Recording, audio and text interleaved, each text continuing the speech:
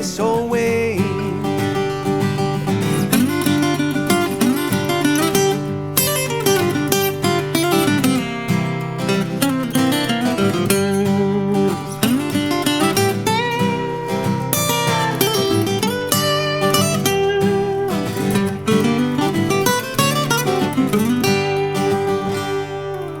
Hey everybody, welcome back to Swift Lessons for another lead guitar tutorial. One of my favorite tunes to break out at jam sessions, open mics, and gigs is a tune called Going Down the Road Feeling Bad. It's basically a standard at this point, but you might recognize versions by Woody Guthrie, the Grateful Dead, and also the Allman Brothers. Recently, I dug in to that Allman Brothers version in the key of G major, and I really liked the kind of bluegrass, country blues vibe that they attached to it. So in today's lesson, I'm going to be sharing with you how to play the changes in the key of G and also how to solo over those changes. In the process, we're going to learn a bunch of cool licks from Warren Haynes in addition to some of my own go-to phrases. You can follow along, use my tab, and also my Guitar Pro at patreon.com/swiftlessons. Let's get started. Okay, taking a close look at the fretboard of this Entourage Grand Rustic by Siegel. This is a really nice parlor-sized guitar I've had in my collection for a while, and it's super fun to solo on. We're going to start this lesson learning how to play the chord changes in the key of G. Now every band basically plays this a little bit differently, so I'm going to share with you the changes that I've observed being the most popular, what you're likely to see in a given jam session. Alright, so it's basically going to be a 1-4-5 in the key of G. That's G major, C major, and D major. Though there will be a split measure where we go from the G to the minor 6 chord, E minor in this key. All right, all of these chords can also be played as sevenths. For example, a G7, a C dominant 7, and a D dominant 7 are gonna fit in really nicely. And in addition to that, you can also play this with super transposable bar chord shapes, like this 3rd fret rooted dominant 7 chord G7, maybe a C9 chord shape for a lot of flavor right there. And then you can take that up a full step and play a D9 chord shape as well. That's gonna have a really nice bluesy flavor. And you can also mix and match all these different types of voicings. All right, but generally speaking, if I'm just gonna hold down the rhythm and jam on this, I'm gonna use some open chord shapes, like this version of the G chord. Bluegrass style, blocking the A string, 3rd fret low E, 3rd fret B, 3rd fret high E string. Going down the road feeling bad. From there I'll go to the C major chord after 2 measures of G. Going down the road feeling, back to the G chord, bad. C major one more time. Going down the road. Feel free to throw in a C7 there. Feeling low, G and E minor. From there, we wrap up the progression. G, D, G. Oh, I don't wanna be feeling this way. You put all that together and you have. See if you can play along with me. 1, 2, 1, 2, 3, 4.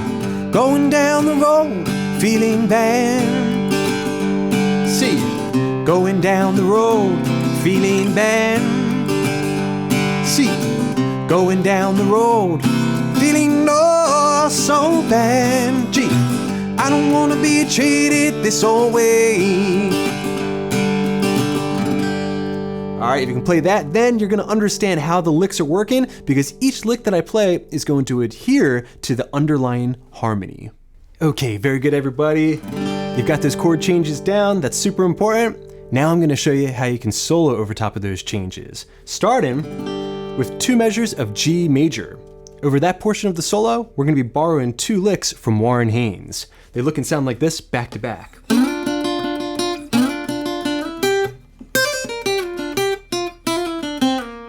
All right, and that is so cool because we land on the dominant 7 of the incoming C chord or C7 chord shape.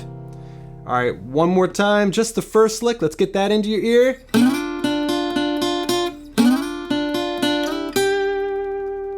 All right, for this phrase, I'm picturing the upper extension of the minor blues scale and the BB's box solo in position. both in the key of G, of course. All right, one more time, get it into your ear.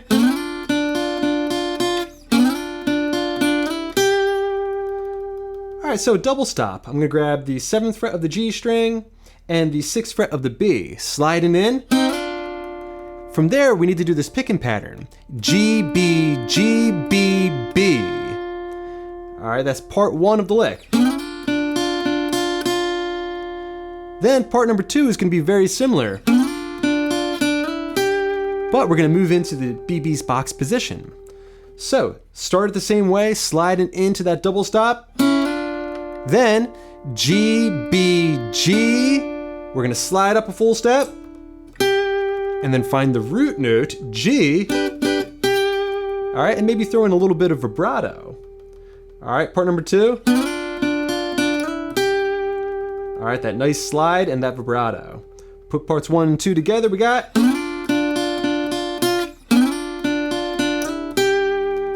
All right, that's the first measure of the solo. All right, now, part number 2 comes in right after an 8th note rest. 1. All right, such a cool phrase. One more time. 1. All right, so this one starts in the BB's box, moves down to the upper extension, and then finds its way down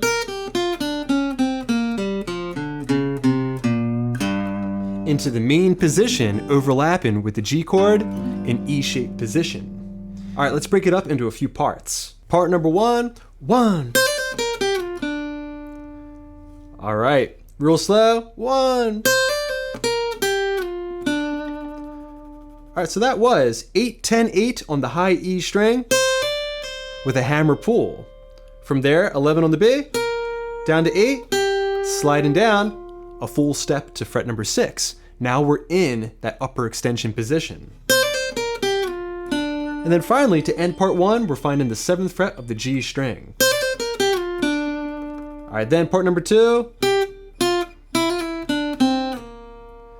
All right, that was 8, 6, 5, 6, 5 with a hammer pull, and then 7th fret G, down to 5, and then sliding down, minor 3rd in the key of G, but if you're thinking about it in relation to the incoming C chord, it's the dominant 7. All right, a chord tone. You're always chasing down chord tones whenever you need to transition into another chord. All right, you put those two parts together and we got 1.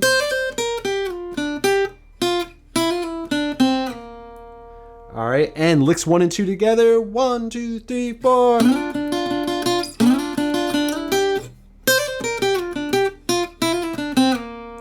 All right, beautiful phrases from Warren Haynes there. Okay, so we just got dropped off on the 3rd fret of the G string. All right, and also the 4 chord C. Over the 4 chord, it's very common for players to focus on the minor notes. So the minor blues scale is going to come in handy. All right, but when the 1 chord comes back, you might want to feature your blues scale in conjunction with the major 3rd, all right, which is also inside the chord. All right, so my lick over this 4 chord looks and sounds like this. And real slow.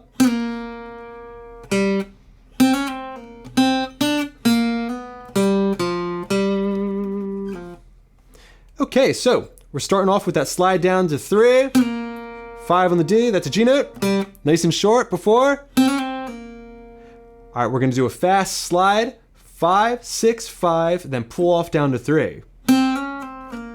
Back up to 5. All right, so far you have. All right, from there we can play.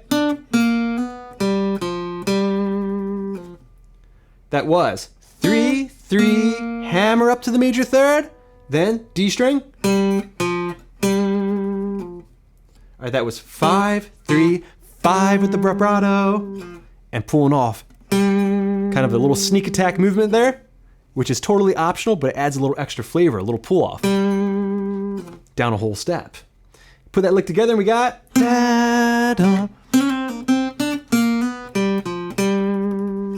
And so far you have in the solo, 1, 2, 3, 4.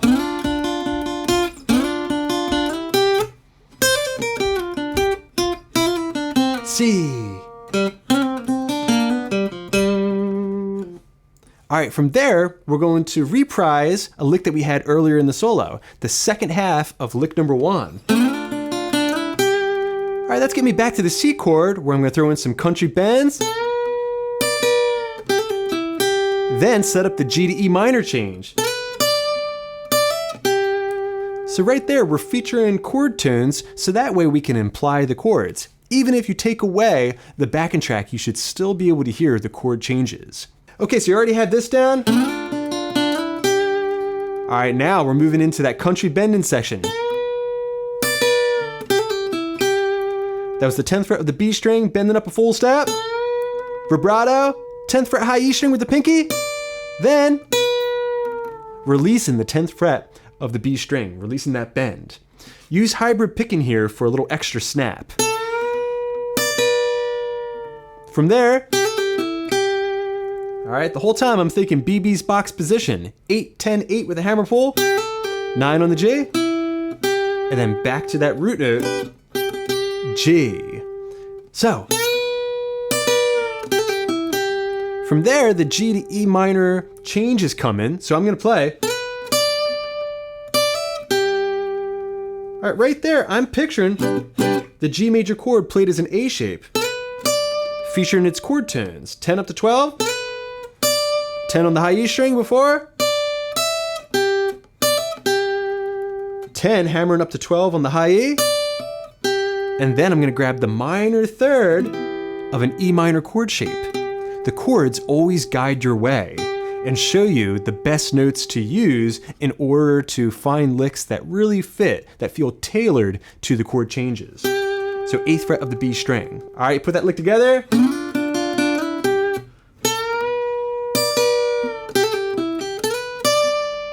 E minor.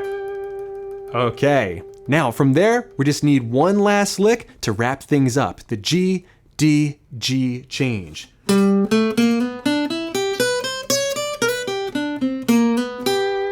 right, I've taught this lick a lot.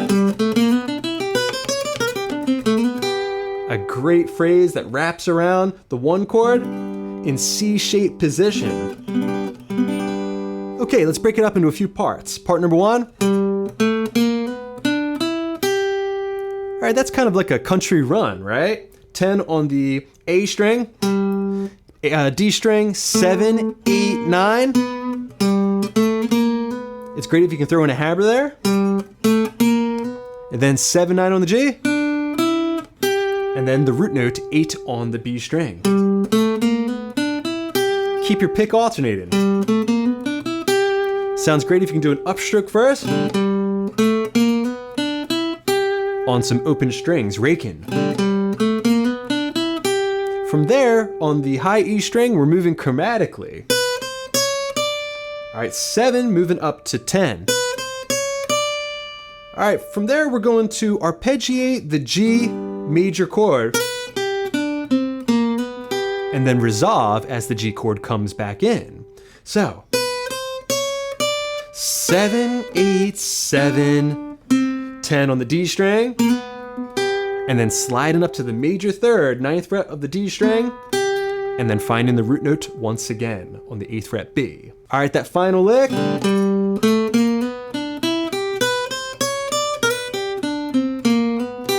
And one more time. All right, something that really cooks there to wrap things up. All right, now let's see if we can play through the entire solo. You can loop this, practice it over and over again, and really build the muscle memory.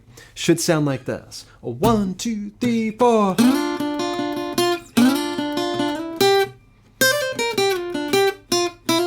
C, G, C, G, E minor, and G. And resolving on the G major chord.